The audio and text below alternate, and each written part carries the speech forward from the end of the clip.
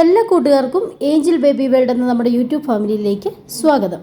ഇന്നത്തെ വീഡിയോ കുഞ്ഞിന് വാക്കർ വാങ്ങിക്കാൻ പ്ലാൻ ചെയ്യുന്ന പേരൻസിന് വേണ്ടിയിട്ടുള്ളൊരു വീഡിയോയാണ്.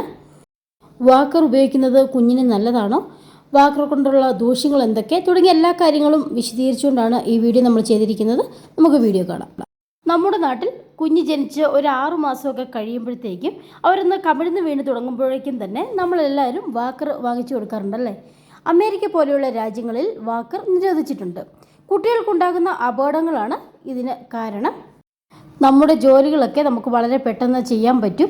കുഞ്ഞിനെ ഇതിൽ ഈസി ആയിട്ട് അല്ലെങ്കിൽ സേഫ് ആയിട്ടൊക്കെ മൂവ് ചെയ്യാൻ പറ്റും.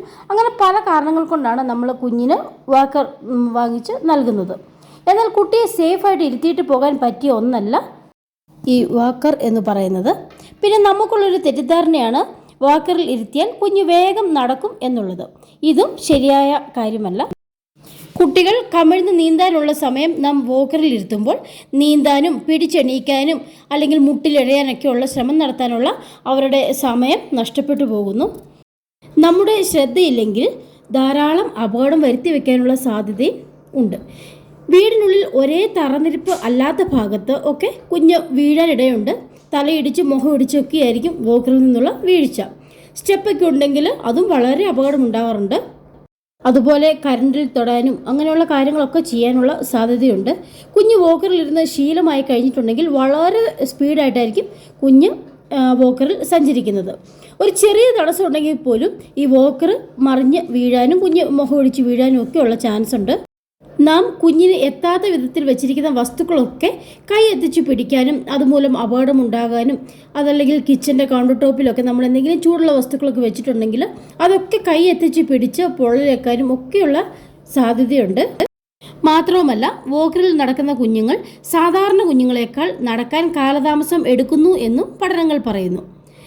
നാം കണ്ടിട്ടുണ്ട്, വാക്കറിൽ നടക്കുമ്പോൾ കുഞ്ഞിൻ്റെ പാദം പോലും നിലത്ത് ശരിയായിട്ട് മുട്ടുന്നുണ്ടാവത്തില്ല. അതുകൊണ്ട് തന്നെ കാലിലെ പേശികളൊക്കെ ഉറച്ച് കുഞ്ഞിന് നടക്കാൻ കുറച്ചുകൂടി താമസം വരും.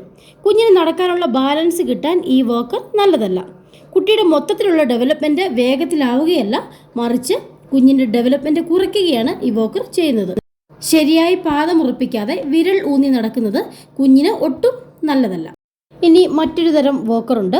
സ്വന്തമായി നടക്കാൻ തുടങ്ങിയ കുഞ്ഞാണെങ്കിൽ പുഷ് പുൾ വാക്കർ ഉപയോഗിക്കാം. ഇത് പിച്ച് വെച്ച് നടക്കാൻ തുടങ്ങിയ കുഞ്ഞിന് മാത്രമേ പറ്റൂ. അല്ലാതെ 6 മാസം ഒക്കെ ആയ ചെറിയ കുഞ്ഞുങ്ങൾ ഇതിലിരുത്താൻ പറ്റില്ല. അവരത് വീണു പോകും. അപ്പോൾ കുഞ്ഞിന് മുഴുവനായി കാല് തറയിലൂന്നി നടക്കാൻ പാകത്തിനാണ് ഈ വാക്കർ തയ്യാറാക്കിയിരിക്കുന്നത്. അപ്പോൾ കുഞ്ഞിന് വാക്കർ വാങ്ങിച്ച് നൽകുന്നതിന് മുമ്പേ ഈ കാര്യങ്ങളൊക്കെ ഒന്ന് മനസ്സിലാക്കിയിരിക്കുക. ഇത്രയേ ഉള്ളൂ ഇന്നത്തെ വീഡിയോ. നിങ്ങൾക്ക് എല്ലാവർക്കും വീഡിയോ ഉപകാരപ്പെട്ടു എന്ന് വിശ്വസിക്കുന്നു. വീഡിയോ ഇഷ്ടമായെങ്കിൽ ഒന്ന് ലൈക്ക് ചെയ്യുക, ഷെയർ ചെയ്യുക, സബ്സ്ക്രൈബ് ചെയ്യുക. ഇനിയും ഇതുപോലുള്ള നല്ല വീഡിയോസുമായിട്ട് നമുക്ക് അടുത്ത ദിവസം കാണാം. Take care, by.